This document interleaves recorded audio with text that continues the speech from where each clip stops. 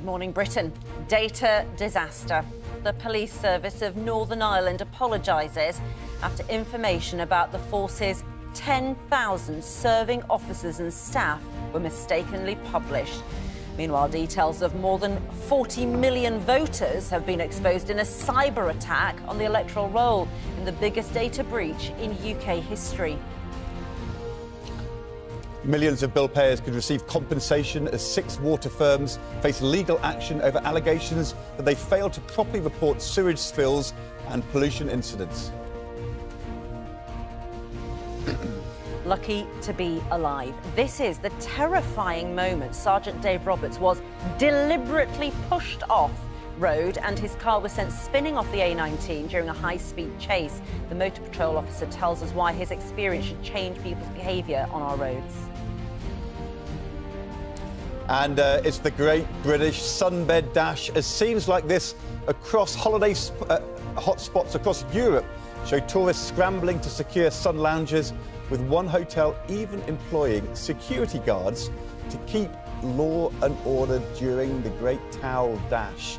We're live in the Costa del Sol, where hotel residents are, can you believe this, already queuing up to reserve prime spots by the pool. They're supposed to be on holiday. What are they doing?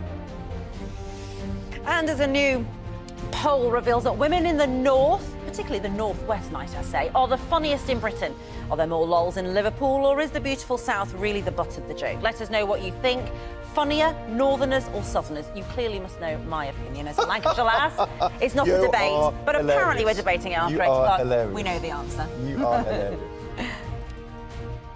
And summer looks set to make something of a return, but you'll have to be quick to catch it. All that and so much more coming up on Good Morning Britain. Wednesday, 9th of August, 2023. Live from Television Centre in London. This is Good Morning Britain with Ranvir Singh and Ed Balls.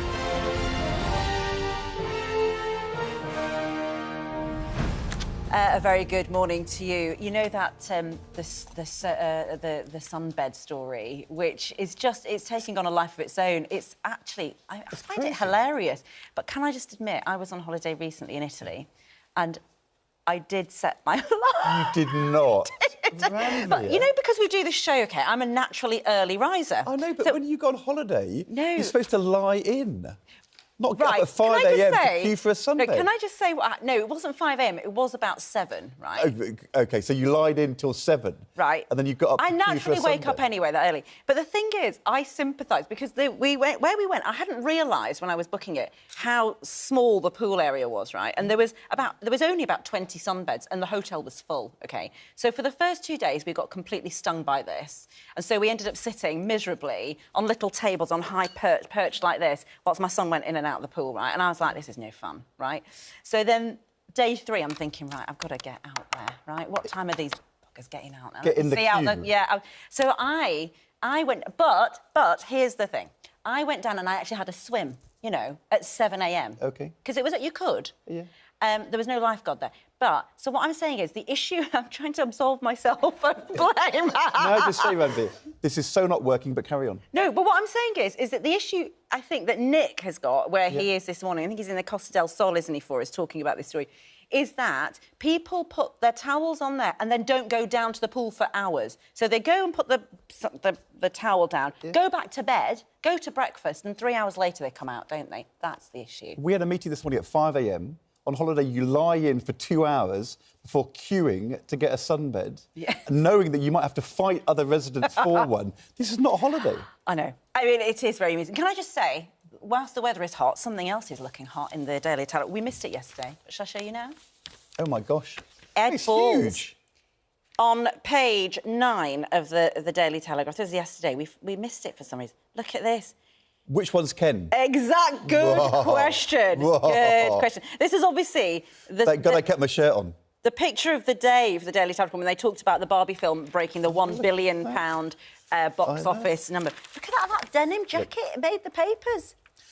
Dad's supposed to be embarrassing. This is another case where my kids will say you've overachieved. You've overachieved. It's overachieved. Oh, my God. Lovely stuff. Can I just say, you know, on behalf of the programme and myself, my family, I apologise for that photo. I don't know how it happened, and it won't happen again. You volunteered to wear it and wore it home. It did happen again. Oh, my God. Oh, well, thanks very much. So yes, very good. It did good. happen again. Can we go to the news? Come on, let's talk about something proper. This is excellent news. Yeah, we've got a lot to talk about this morning.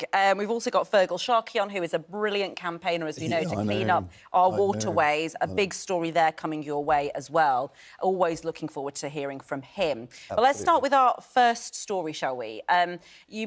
The police service of Northern Ireland has apologised for revealing details of every serving officer and member of staff in a self-imposed security breach. The PSNI, the Northern Ireland Police Force, has mistakenly shared the names of all 10,000 police and civilian personnel where they were based and their roles in response to a Freedom of Information request. And Lorna Shattuck is here with us in the studio. Lorna, I mean, security, Northern Ireland, police officers, how did this happen? Well, this all came about because of a Freedom of Information request, Ed. And lots of police forces, including the PSNI, regularly get Freedom of Information requests about aspects of their work. And this one came via a public website, and it asked for a breakdown of all staff rank and grades. So when the PSNI replied to that, they did indeed give a table with the breakdown of staff rank and grades, but there was also attached to that a spreadsheet, and in that spreadsheet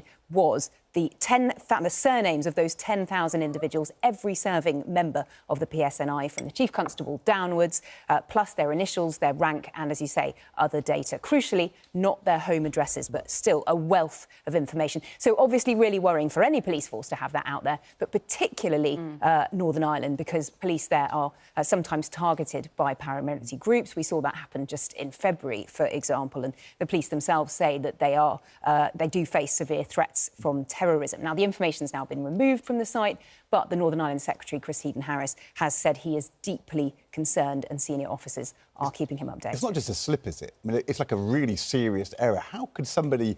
I mean, there's so much process around responding to freedom of information, so many hurdles you go to. The idea that you could just mistakenly attach a massive spreadsheet... Well, we do know that this is human error. It's not a computer malfunction. No? This is a real person who's done it. And there is another story where it isn't self-imposed. This is about hacking and potential espionage, which is we've conflated the two stories here, but they are quite different in the way the data has been revealed. Because the other data breach, which our viewers will be very concerned about, is the Electoral Commission has just revealed that it was the target of a cyber attack with the details of more than 40 million voters put at risk. And that, Lorna, I think does involve our addresses. That's right, it does, Ranvir. This is, as you say, is a separate story, but it involves the electoral registers, which has the name and address of everybody who is registered to vote. And we know that that is the information that was hacked. The Electoral Commission have called this a complex cyber attack from what they say is a hostile actor or hostile actors. And the data that they got hold of was everybody registered to vote between 2014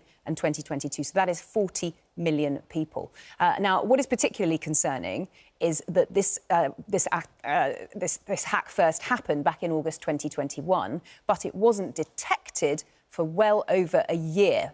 14 months later before we knew about it. Now, who did it? Well, there are already reports this morning that UK intelligence officials are linking this to Russia. The Commission has, in the meantime, apologised. They say they don't think it's too much of a risk to any of the people infected. A lot of that information is already out there in the public domain. But it is really serious stuff, isn't it? Because, there's all sorts of concerns around electoral security. We have had by-elections in the time that breach occurred. There's absolutely no suggestion that it affected any of the voting at all. But nonetheless, I think it's a big relief, isn't it, that the voting process itself that we do is still the old-fashioned way with paper and pencil. Yeah, OK, lovely stuff. Thank you so much. And we will be discussing these breaches further with Lord Ed Vaizey and Kevin Maguire. But first, here's Marverine with the rest of the day's news.